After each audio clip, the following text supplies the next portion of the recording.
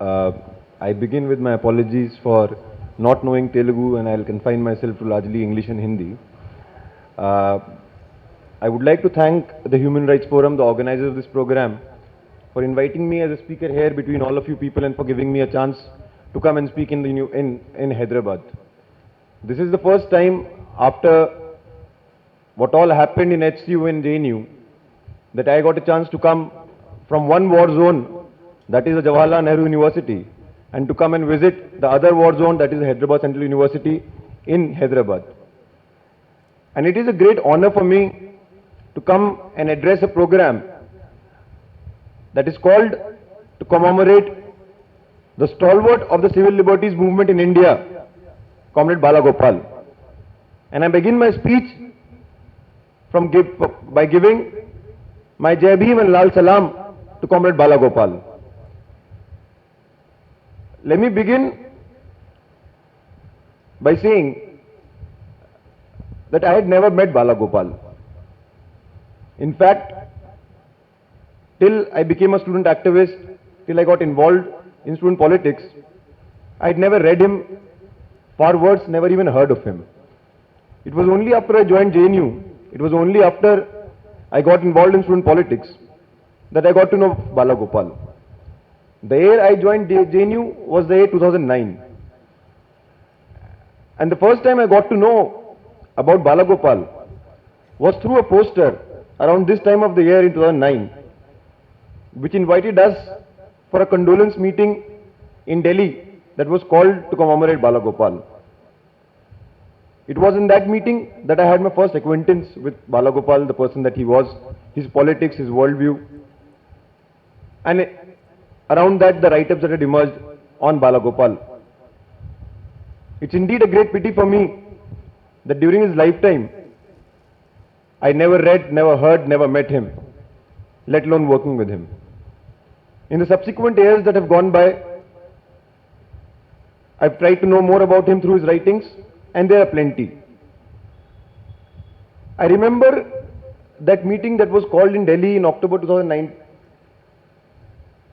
and I remember the wide spectrum of people who came to attend that meeting.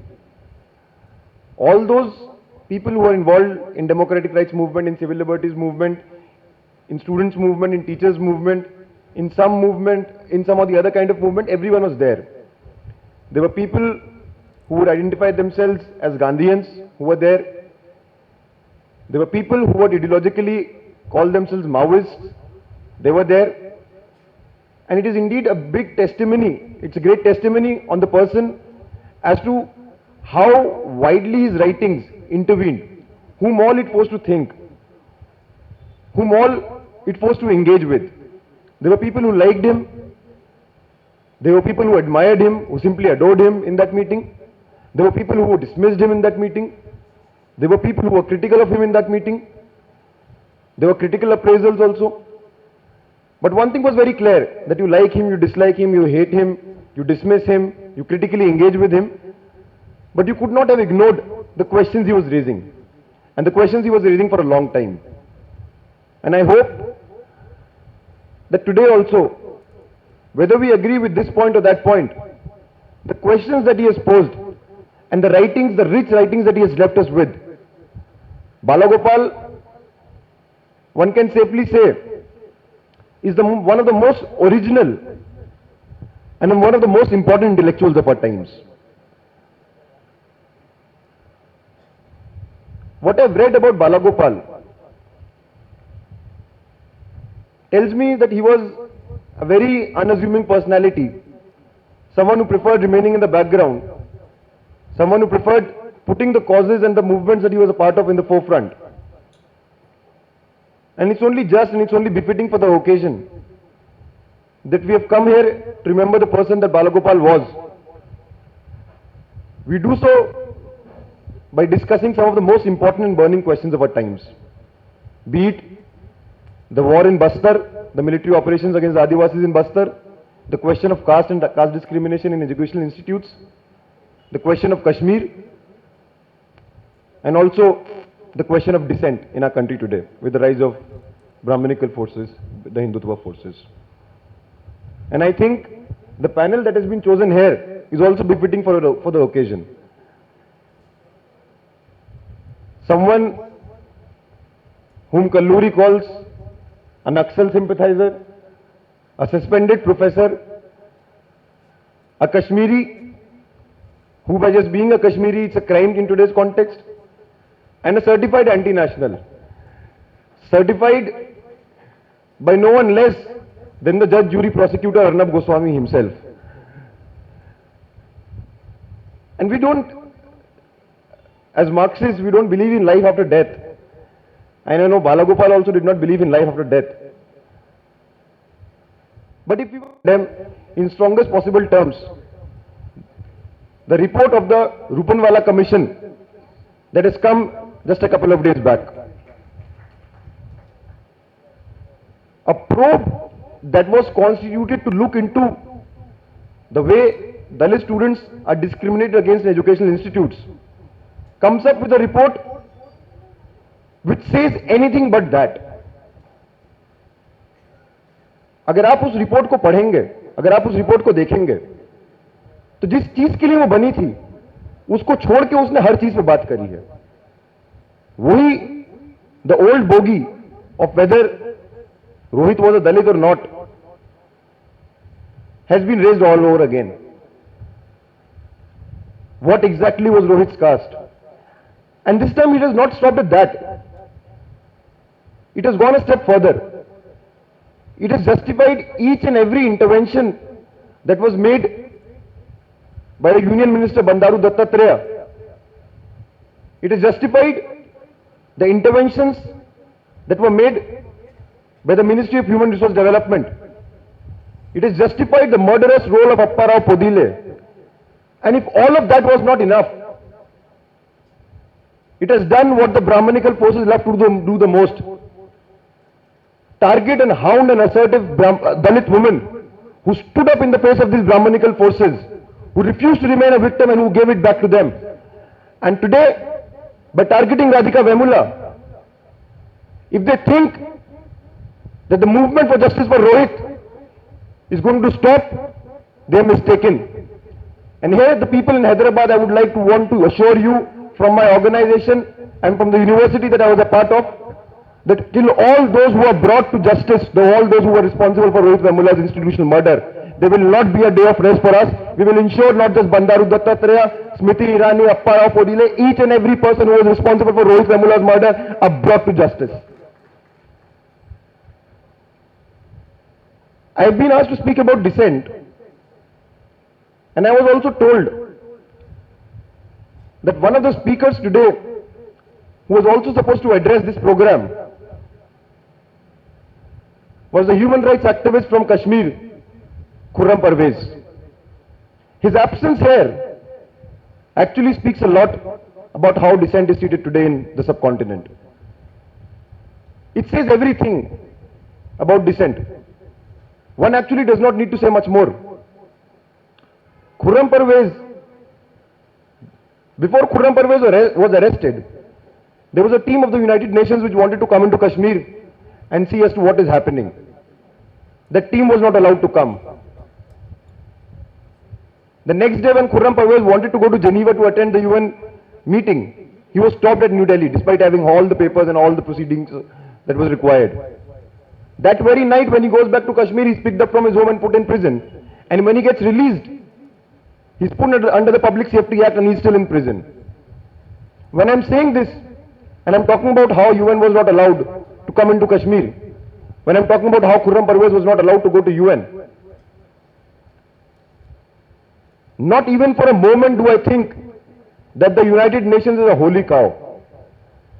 The role of the United Nations, ever since the World War II, in the several wars of occupation that have been fought by US and Israel, is there for all of us to see. What the United Nations did when Iraq was attacked, what the United Nations did when Afghanistan was attacked, is there for all of us to see.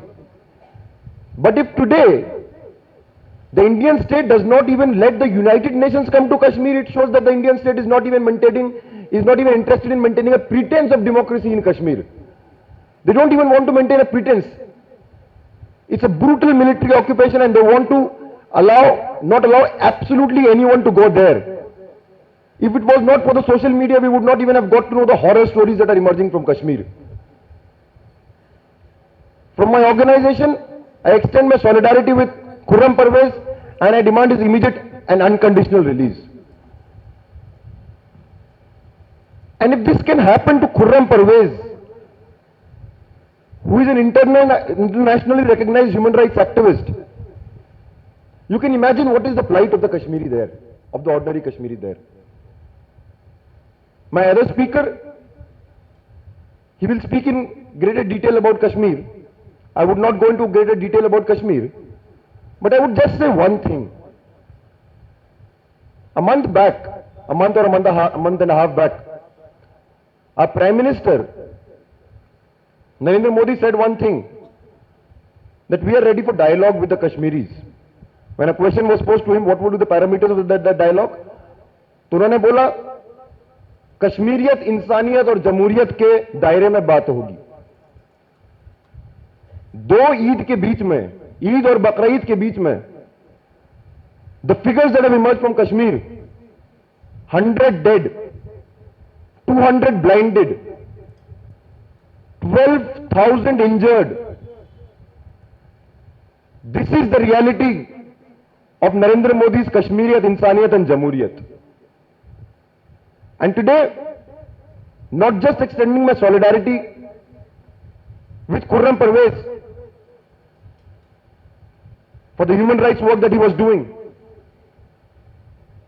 I would also, on behalf of my organization, extend solidarity with the people of Kashmir for their most important human right, for their inalienable right to self-determination. The slogan today will be both Free Khurram and Free Kashmir.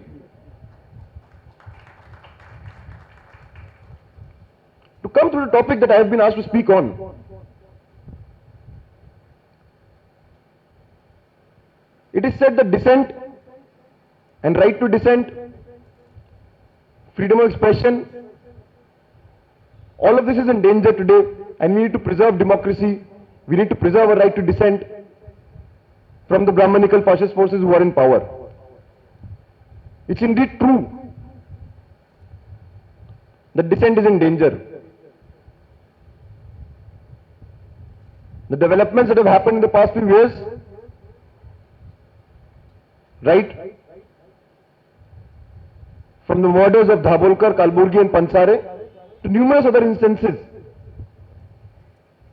have shown the consequences of dissent and the consequences of having political opinions and expressing political opinions. You can be jailed, you can be arrested, you can be called all kinds of things, and if all of this happens to you, you are actually lucky because you are not being killed. You can even be killed. But at this juncture, a question we need to pose is, what exactly about dissent is in danger? What exactly is in danger? What is it in danger from? What kind of dissent is in danger? Is all kinds of dissent is in danger, or is it a specific kind of dissent is in danger? The supporters of Indian democracy, those who proclaim that India is the world's largest democracy, say time and again that it's not possible in this democratic republic that dissent will be in danger. They point to the fact that there is a rule of law in our country. They point to the fact that there is a constitution in our country. They point to the fact that we elect our rulers. They point to the fact that every proposal, every law that is passed has to move through two houses of the parliament. There is ample scope for debate. There is ample scope for opposition. There is ample scope for dissent. Many a times the parliament does not run for days because of the debate and the shadow boxing that goes on inside the parliament. So how is it that dissent will be in danger? It is inbuilt into a political system. It's indeed true that for all the shadow boxing that happens inside the parliament, no parliamentarian from the opposition, except for exceptional circumstances like the emergency, ever gets put behind bar. No parliamentarian has a UAPS slapped on him. No parliamentarian would have a section 124 slapped on him. But some others will be. And what are the reasons for that? When the Constitution of India was adopted, Baba Sahib Ambedkar said a very important thing. He said that from today on, we are going to enter into an age of contradictions. On the one hand, there will be political equality. There will be the principle of one man, one vote. But behind this political equality remains a social and economic inequality. And unless we can get rid of that social and economic inequality, unless we can get rid of the institution of caste, the political equality would make no sense. 60 years from now, we see how behind the veneer of the rule of law, behind the facade of the parliament, there's actually a consensus on all major issues between all those who sit inside the parliament, their small little differences aside. And it's when you question certain vested interests that all of them have a consensus on. It's when you question, you challenge power, that you get criminalized. Who gets criminalized today? Who gets put behind bars today? Who gets slapped with sedition today? You just look at some examples around you. A Delhi University professor, a 90% disabled professor, Dr. G.N. Sai Baba, when he starts talking about the military operations against the Adivasis, he becomes a threat to the state. He has to be abducted in broad daylight. He has to be thrown behind bars in the undercell in solitary confinement. Medicines have to be denied to him. And in the theatre of absurd that is going on in our country, one fine day some prisoners from Nagpur Central Jail jumped from the wall and escaped. They tightened the security around G.N. Sai Baba that he should also not try and jump and escape from the prison. 6,000 fishermen in Kudankulam get slapped with sedition for opposing a nuclear power plant. Rohit Vemula, when he talks about the caste discrimination, the injustice meted out to Muslims, when he talks about the death penalty given to Yaqub Memon, when he talks about the Muzaffarnagar riots, he gets branded as an anti-national and is pushed to kill himself. We, the students of JNU, who question the policies of fund cuts in higher education, who question the policy of sellout of university spaces, and who connect our fight with the fight of the struggling people across the country, including the fight of the Kashmiri people for their right to self-determination. When we raise our voice against the unjust execution of Afzal Guru, we get branded as anti-national, we get put behind bars, and all kinds of things are said about us. And in fact, if I were to talk to you about the state of campus democracy in our university, if I were to talk about the threat to dissent in our university, things never ended with the 9th of February. Probably 9th of February, there was a concerted media effort to malign us. And in that effort, unknowingly, they ended up spreading the information. But every day, every second day, some student activist or the other, from some left or Ambedkarite organization or the other, has disciplinary proceedings that are being initiated against them, have inquiries that are going on against them. You have had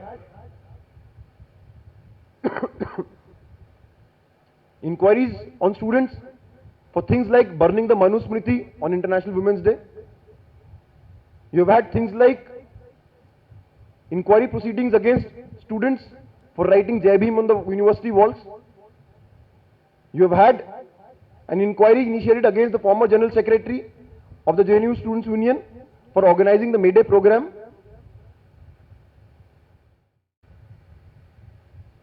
And just 3-4 days before I came here, a fresh inquiry has begun against 4 students of JNU. Their crime is that they burned the effigy of Gujarat government and Gau Rakshaks, protesting against the murder of Muhammad Ayub by the Gau Rakshaks today.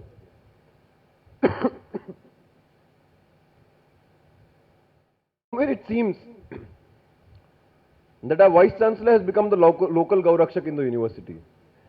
And he does not want any voices to emerge against what all is happening across the country in the name of Gau Raksha. Anyways, to talk about dissent is to essentially talk about power. And I don't need to tell this to the civil liberties movement in Telangana. Much before BJP came to power at the center, much before BJP emerged as a national party, let alone the Modi government coming to power with the full majority, you had scores of civil liberties activists in Andhra Pradesh who were brutally killed in broad daylight. We have examples of Dr. Ramanathan. We had examples of T. Purushottam. Balagopal himself said in an interview that the day Ramanathan was killed, it could have been very well been me. I don't know why they spared me and why they chose him. If Balagopal was lucky enough to be spared by these killers hired by the state, he was nonetheless hounded constantly. He was put in prison under trumped up charges. He was beaten up by gundas. And whenever you speak truth to power, that is when you will get these kind of persecuted in this kind of a manner. And that is what has been intensified with the coming to power of the Bharatiya Janata Party. हम लोगों के पास descend करने का कितना space होगा, हम लोगों का कितना डेमोक्रेटिक स्पेस होगा, that is directly proportional today to how much we can push back the fascists. हम उनको जितना पीछे करेंगे उतना ज्यादा हमारे पास डेमोक्रेटिक स्पेस होगा. और उनको पीछे करने के लिए आज बहुत जरूरी है कि हम आज का जो फाशीवाद है and the phenomenon that we are seeing in front of our eyes, how do we understand this phenomenon? When we speak of fascism and when we see what is happening in our country today, one can safely say that what's unfolding before our eyes is a Hindutva coup of this democracy, which throws a big question mark on the nature of democracy itself. But the little existing democracy that we had, it's a concerted, programmatic Hindutva coup that's unfolding before our eyes. In a very, very programmatic manner. They had their laboratory, Gujarat, where they conducted all the experiments. They're trying to nationalize those experiments across the country. लेकिन जब हम fascism की बात करते हैं, it's very important to understand fascism in its entirety. Fascism is not simply an authoritarian form of government that tramples upon the rights of the people. Fascism is not simply an authoritarian form of government that tramples upon the right to dissent. You can have an authoritarian government which is not fascist, but you cannot have a fascist government which is not authoritarian. But a fascist government goes much beyond that. And that is what we are seeing today in our country. Essentially, एक important characteristic जो फाशीवाद का होता है, वो ये है कि वो एक mass phenomenon होता है, एक mass psyche को shape करता है. सिर्फ और सिर्फ समाज में हिंसा नहीं होती, सिर्फ और सिर्फ certain communities are not only that they are targeted, not only that there is normalization of violence against certain communities. Sorry, not only is there violence against certain communities, but there is a normalization of violence against certain communities. There is a complete legitimization of violence against certain communities. People feel it's normal. People feel it's right. People think it's routine.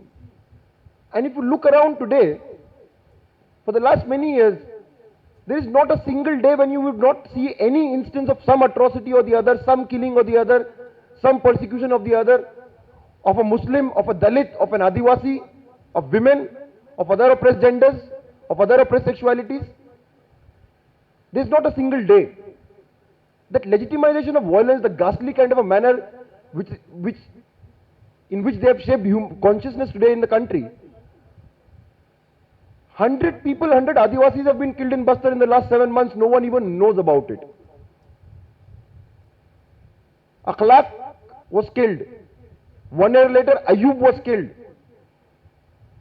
In between, 2 young boys in Latehar were hung upside down from a tree by the Gaurakshaks. The nation does not want to know this. There is no prime time coverage of this. It's perfectly fine. It's the order of the day. 12,000 have been injured in Kashmir, 100 have been killed in Kashmir. We have come to accept that as normal. People even celebrate that.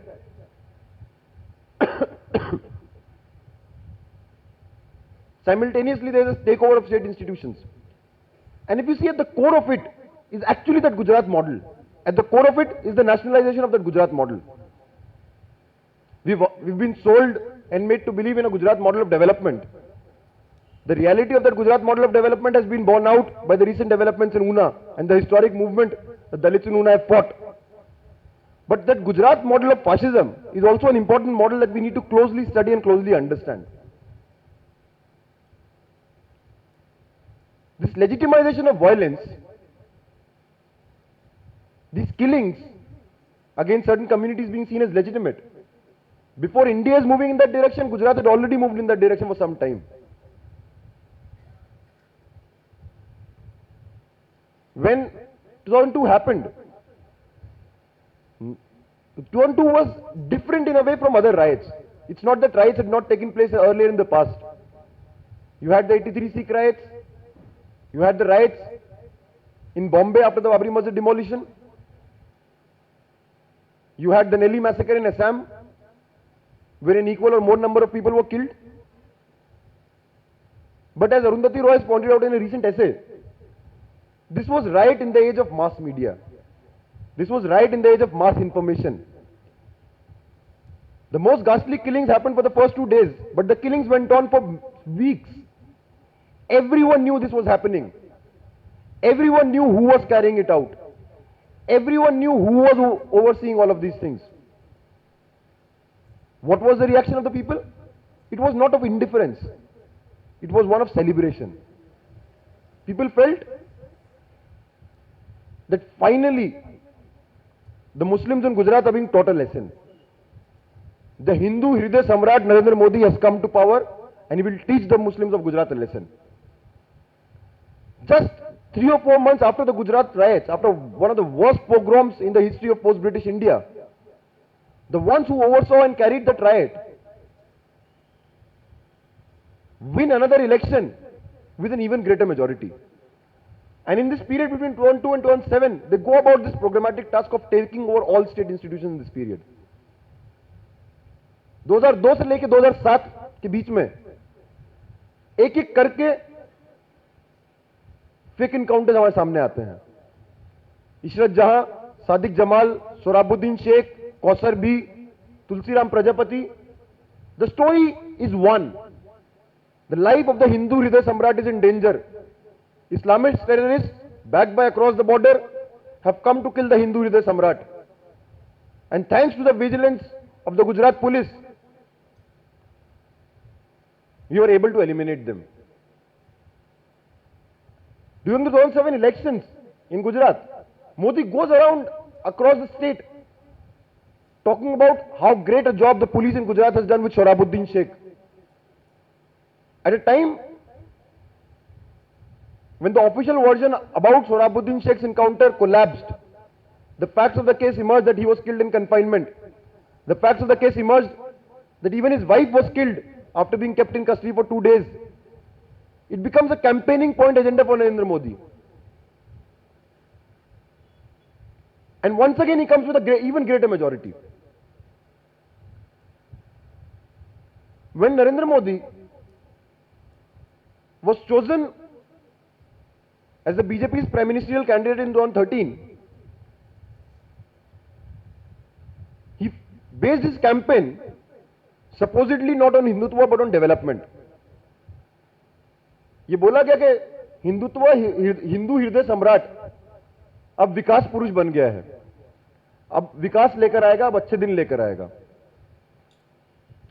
Many political pundits also spoke of how it shows how deep Indian democracy and Indian secularism is, that even if Narendra Modi is being forced to shun the language of Hindutva and speak in the language of development to emerge as a leader on the national front, it shows the deepness of our democracy and secularism and our constitutional values in our country.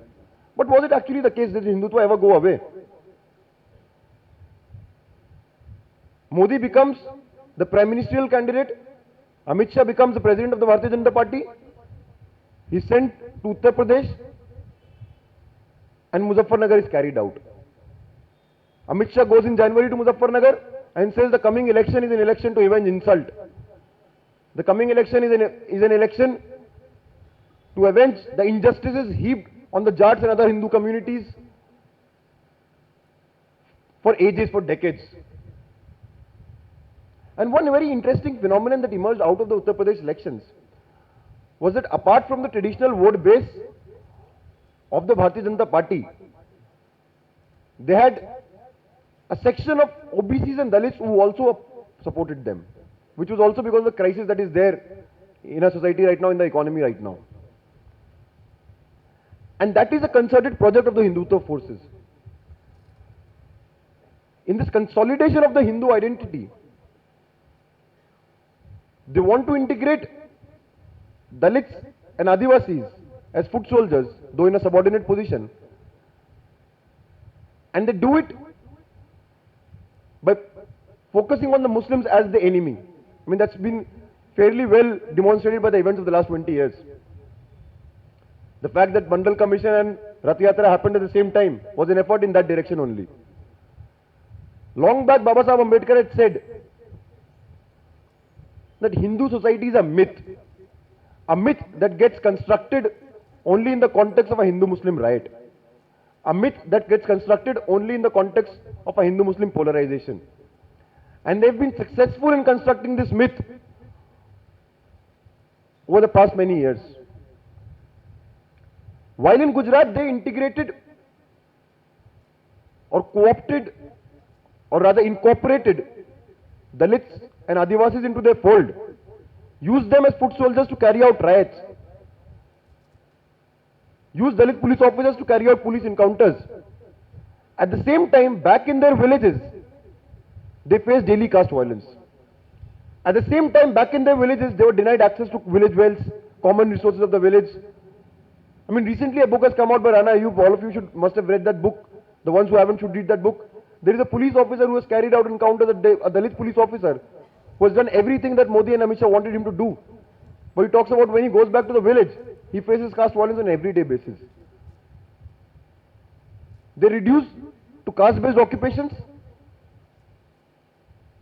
And if all that is not enough, the land and resources is thrown at a pittance to big corporations. While Gujarat witnesses one of the worst pogroms against the Muslims and one of the worst violence against Dalits on an everyday basis, Gujarat becomes the most investor-friendly state. Narendra Modi becomes the darling of big corporations.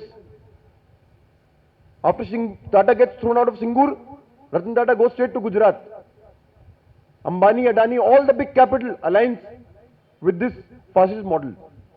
And that is also another aspect of this Gujarat model which is being attempted to be nationalized today. The last and the most important model of this aspect of this Gujarat model is the complete takeover by the Sangh of state institutions. Police officers who refuse to toe the line, police officers who refuse to listen to the ruling establishment and try to stop riots when they are happening, police officers who arrest those involved in riots, police officers who most importantly threaten to depose before inquiry commissions about the involvement as to who was involved in the riot and who oversaw the riots, who oversaw the encounters, who asked the encounters to be carried out. All of them were thrown out. All of them were transferred out. Some people were promoted.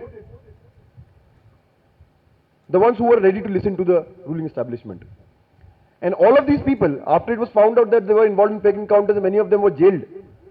After this coming to power of the Modi government at the center, be it PP Pandey, be it Vanzara, or be it others, all of them have got bail. Either they've got bail or their bail conditions have been relaxed, some of them have got promoted. So this impunity and use of state institutions, they did this with the police, they did this with the bureaucracy, they did this with some of their own people who did not completely agree to them. Of course, we know what they did to the media and how media operates in this period. And even judiciary, there were judges who could have given different kind of judgments. They were also thrown out. I mean, Manish Kunjam is here. He would tell you how today in Bastar recently, a Dalit judge, because he was giving bail to Adivasis who were put in behind bars in Sukma, a magistrate, he was also transferred out of Sukma. So all of that they carried out in Gujarat is being sought to be incorporated at a national level. And this nationalization of the Gujarat model necessitates the curbing of dissent. It necessitates the curbing of all voices of opposition. It necessitates immense repression on all democratic movements. And when I speak here about dissent, as I said, I don't speak about dissent in an abstract manner. One of the most important contributions of Balagopal was that he situated civil liberties also within the socio-economic structural dynamics of our time. We need to do that with dissent and freedom of expression as well. I've said this in the past as well, that it's not that freedom of expression is in danger. It's just that which side of the divide of power you are on. 1 year back, जिस दिन अखलाक को दादरी में मारा, दादरी के उस बिसाड़ा गांव में पूरा फ्रीडम ऑफ एक्सप्रेशन था. From the local temple, loudspeakers glared for a mob to gather. They kept glaring till the time the mob was large enough to kill Akhlaq. No one intervened. No district administration, no police officials. There was complete freedom of expression. And after 1 year of Akhlaq's murder and after all that has gone in the case of Akhlaq, changing the meat in his house, whether it was mutton or beef, filing an FIR against Akhlaq's family, persecuting his family and all of that. Last week, one of the accused in the Akhlaq murder case, he dies out of renal failure while in jail. His body is brought to the same place where Akhlaq was killed. His body is draped in tricolor. And once again you see absolute freedom of expression for all these people. It is being said that this person who died is a martyr.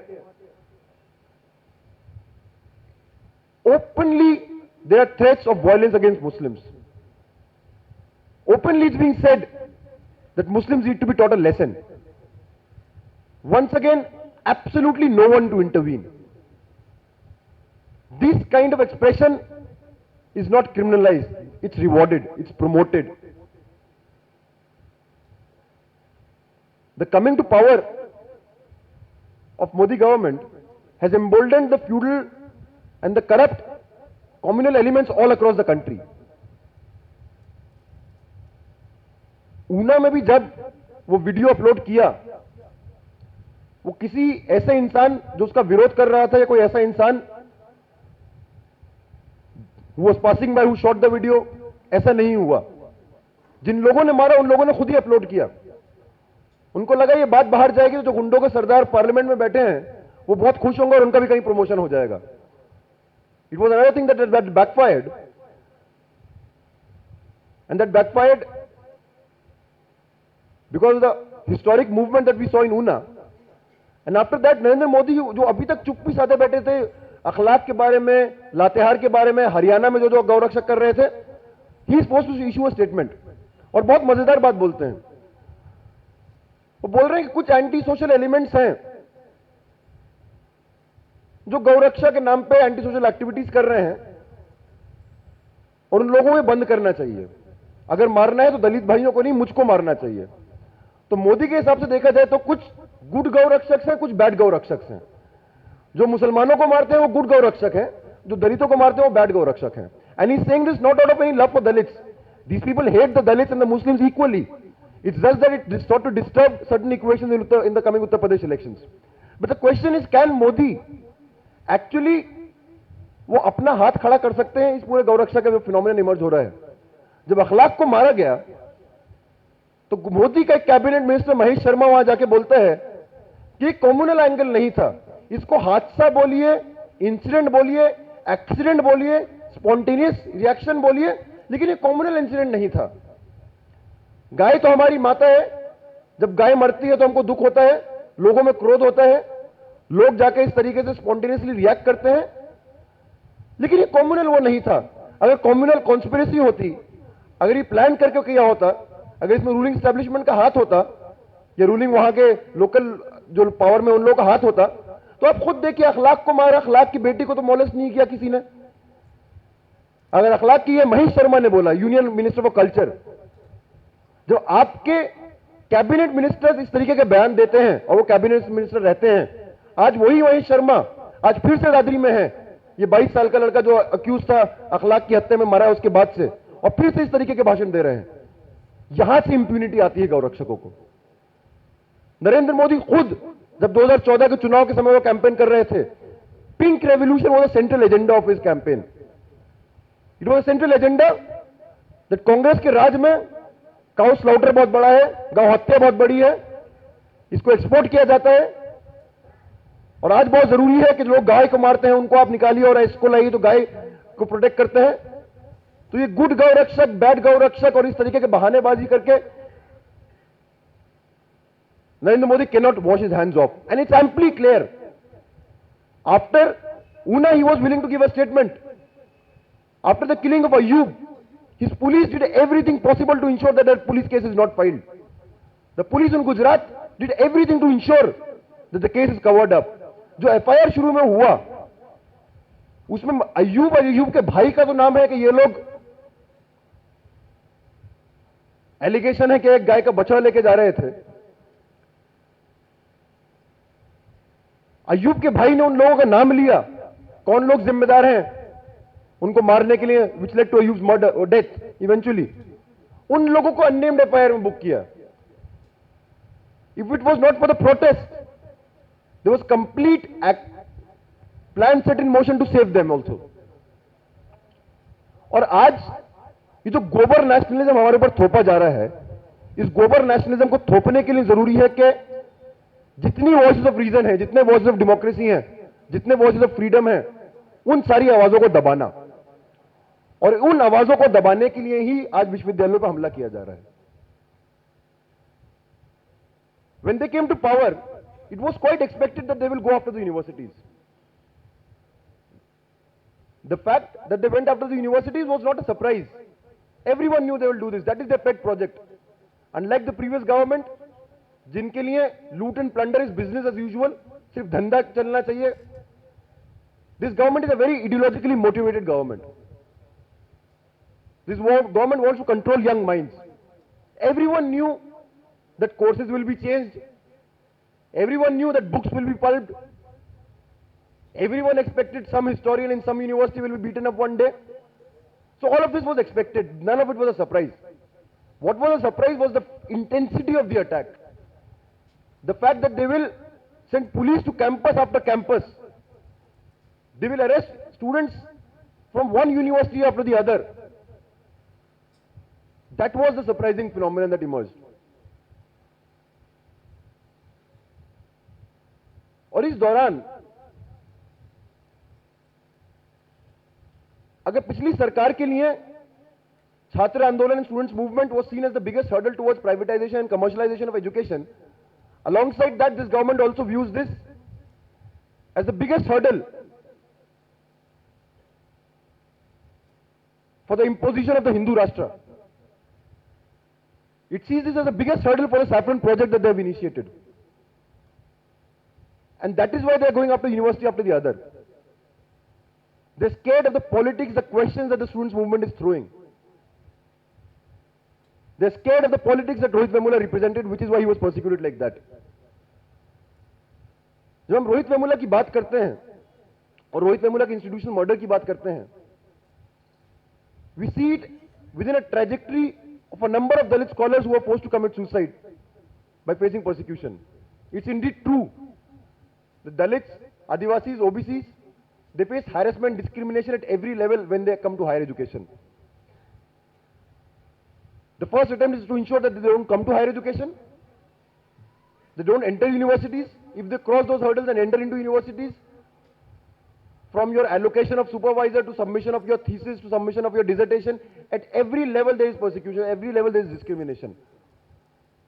The instances that have emerged across the country have shown a sordid tale where so many Dalit students have been forced to commit suicide, and invariably in the centers of excellence, so-called centers of excellence.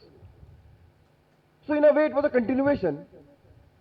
लेकिन एक तरीके से रोहित वेमुला का जो suicide था या institutional murder था वो बाकी दलित सुसाइड से थोड़ा अलग भी था.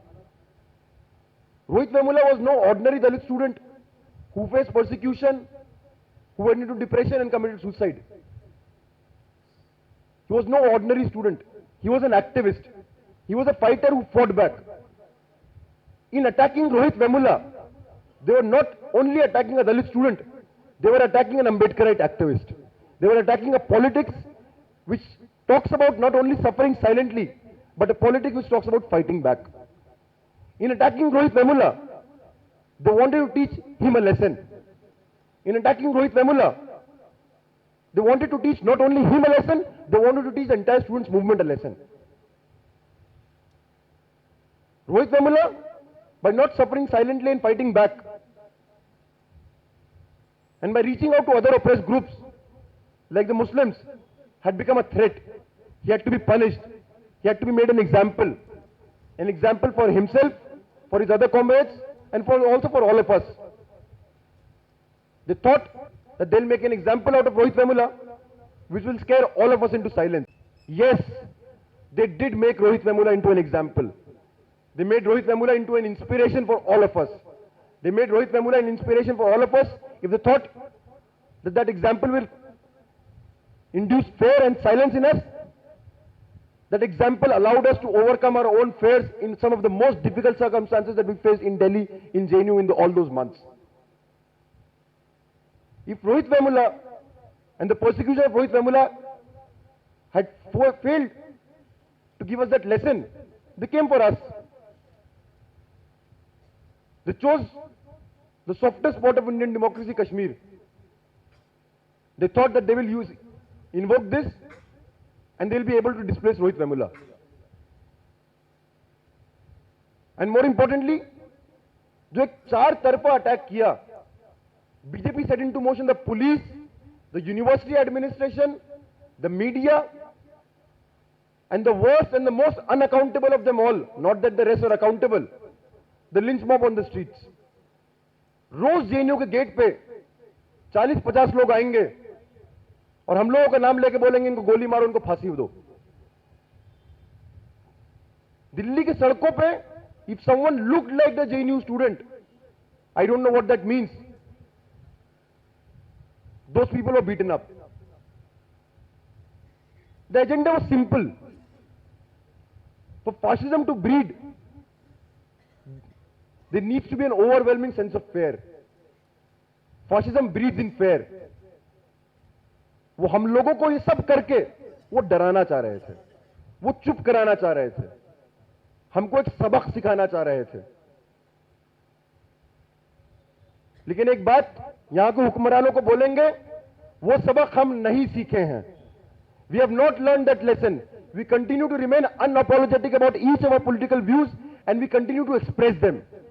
On each and every question, be it on the question of caste, on the question of Kashmir, on the question of Bastar, no one is going back. If the intention was to displace the issue of Rohit Vemula by attacking JNU, what they ended up doing, stand with JNU and justice for Rohit, it became one. In the streets of Delhi in all those months, when JNU was being attacked, justice for Rohit was a central issue that was raised by the students of this camp of Delhi. And in fact, जो हम लोगों ने देखा उस समय, सिर्फ और सिर्फ जेएनयू ही नहीं, the entire city poured out raising these questions. ऐसे विश्वविद्यालय जहां कोई छात्र आंदोलन नहीं है, जहां कोई छात्र राजनीति नहीं है, जहां एक ओवरवेलमिंग रिप्रेशन है प्रशासन द्वारा, उन विश्वविद्यालयों से सैकड़ों की तादाद में लोग बाहर निकले. Delhi University, new universities like Ambedkar University and South Asian University, a university where there is immense repression like Jamia Millia Islamia, वो हमको डराने आए थे और उन्होंने सिर्फ हमारे नहीं, दिल्ली के हर विश्वविद्यालय के छात्रों को डर को खत्म कर दिया. और हर लड़ाई में रोहित वेमुला की न्याय एक सेंट्रल सवाल था. जब लोग बाहर निकलकर आए और जब छात्र बाहर निकलकर आए, we were able to give them a decisive defeat in the battle that we were fighting in JNU. But the war is still on. They have not stopped. Even now, not just in HCU and JNU, across campuses, across universities, in Banaras Hindu University, in Patna University, in Allahabad University, in so many other universities, जो रोहित वेमुला के साथ script किया, same script is being repeated everywhere. कुछ ABP गुंडे जाके वहां मारपीट करेंगे, बीजेपी का विधायक आगे कंप्लेंट करेगा, यूनिवर्सिटी प्रशासन उनको पनिश करेगा. हर जगह एक ही किस्म का अटैक है. But if the government chose universities as the centre of attack, if the government chose the students movement as its primary enemy that had to be crushed at that time, what they ended up doing, they made us, in a time when there is absolutely no opposition even inside the parliament, they made us the opposition on the streets. लोग ये सवाल खड़ा कर सकते हैं कि parliament में क्या whether there was ever credible opposition, और ये सवाल जायज सवाल है. जिस तरीके से अलग अलग पार्लियामेंट्री पार्टीज का बहुत मुख्य सवालों पे एक ही पोजीशन है, तो ये सवाल उठ सकता है कि पहले भी कभी ऑपोजिशन था, लेकिन आज वो प्रिटेंस भी नहीं है. लेकिन जो ऑपोजिशन का रोल निभाया वो स्टूडेंट्स ने निभाया पिछले एक साल में. जो ऑपोजिशन का रोल निभाया वो छात्रों ने निभाया पिछले एक साल में. और इस दौरान अगर आप देखें, मेरे ऊपर एक आरोप था, one of the allegations in the media trial that was going on against me was that the 9th February program that happened in JNU, I had plans to do it in 17-18 universities. At that time I said I did not know that my influence was so huge. But actually after all of this, today there is a solidarity between 17-18 universities, and that is the biggest contribution of the present fight that we are fighting. Students are talking not only about the questions. If I were to talk to you about the experience that as a student activist I have in Delhi, students are talking about not only the immediate questions that they're facing as students in their own universities. They're talking about questions that have been historically sidelined.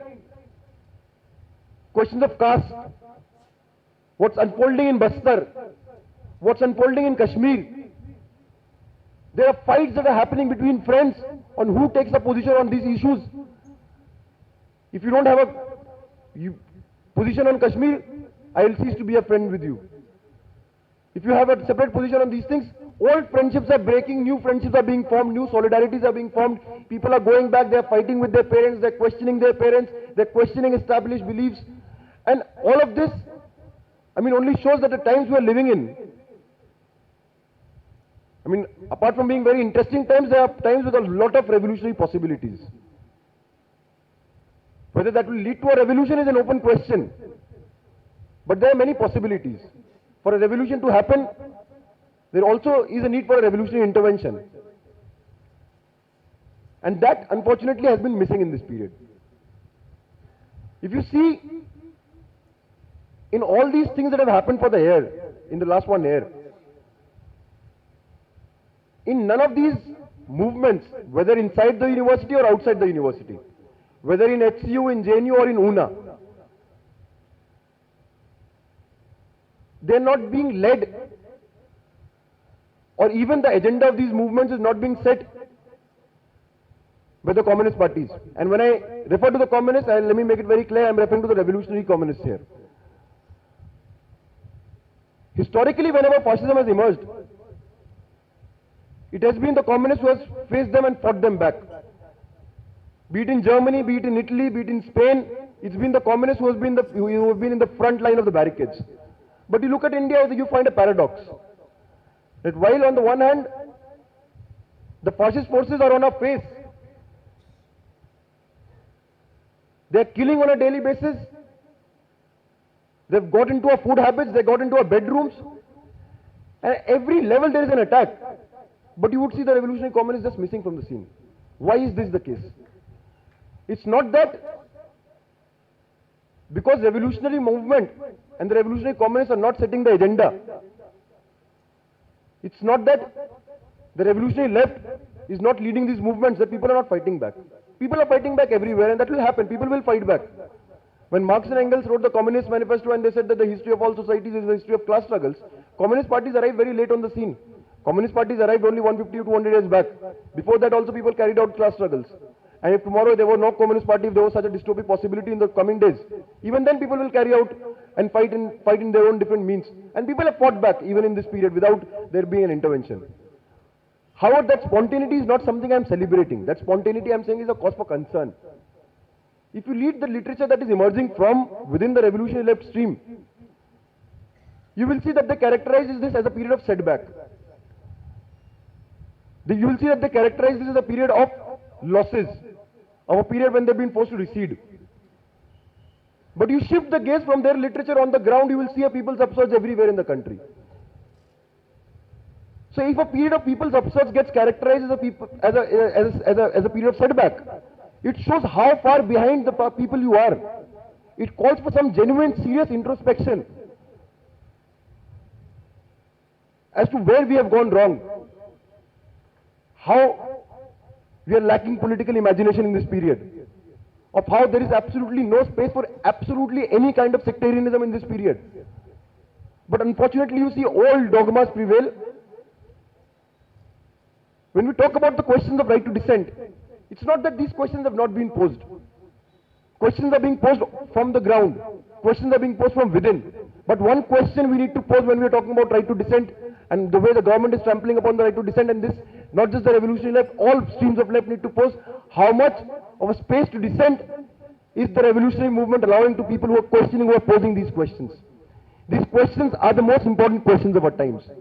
The question of caste, the question of patriarchy, if it's not dealt with, the movement is doomed, and all of us are doomed in that sense. And that's not a very good situation to emerge. One of Balagopal's writings that were published posthumously, a collection of his writings, it was called Air to the Ground. The revolutionary movement needs to have its ear to the ground right now. It needs to listen to these voices that are emerging from within. It needs to listen to these voices that are emerging from the ground. It needs to understand that the struggle against caste and the struggle against patriarchy is internal to the question of revolutionary transformation. To conclude my speech, I would only say that this absence, this vacuum that has been left by the revolutionary communists has seen the emergence of a new kind of a politics. इस सब के दौरान अलग अलग तरीके के फाशीवादी हमलों से लड़ते हुए लोग सोच भी रहे हैं, लोग सवाल भी खड़ा कर रहे हैं. And actually in that sense,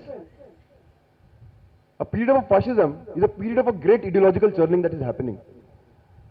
A lot of questions, the phenomenon that we are facing today, a lot of questions need to be posed as to why we are here, what is there about fascism in Indian context. एक चीज जो पिछले एक साल में निकली है HCU, JNU और ऊना के बाद,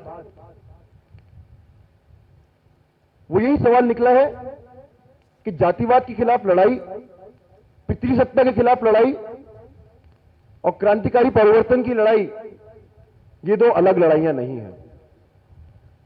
एक सवाल जो उभरा है,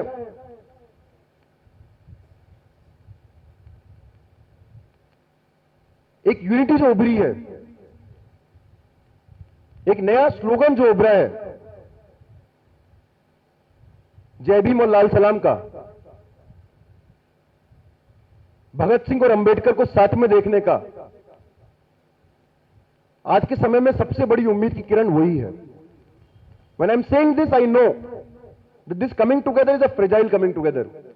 This coming together is a tenuous coming together. This coming together has a lot of contradictions, our own internal contradictions that are there. In terms of the theoretical basis of this coming together, it's still being developed. This new politics is still being born. A lot of people, especially in the ruling establishment, want this to be killed in its incipience. A lot of people within the ruling establishment, a lot of vested interests, want to portray Ambedkar in a particular way, want to portray Bhagat Singh in a particular way.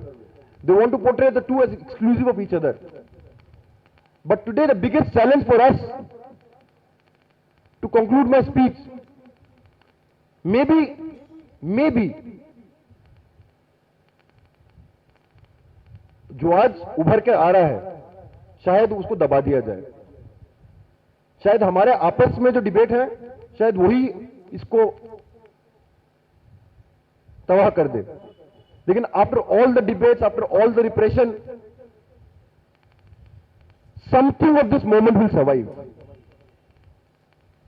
Something of this moment where Jai Bhim and Lal Salam has come together, something of this moment will survive. It is our responsibility to make it survive. It is our responsibility, as I said, that is the only hope against fascism. Bhagat Singh and Ambedkar walking together, we are asserting that there can be no revolution without the annihilation of caste, and no annihilation of caste without revolution. No revolution without destruction of patriarchy, and no destruction of patriarchy without revolution. That is the most important slogan of our time. That is our responsibility, to make this slogan, to give a more theoretical, a more sharp theoretical basis to these slogans, to this unity that is coming together. And that, I think, will not just be decisive in a fight against fascism, but that will also be the most important tribute we can pay to Comrade Balagopal today. Thank you. Shukriya. Inqilab Zindabad. Jai Bhim, Lal Salam.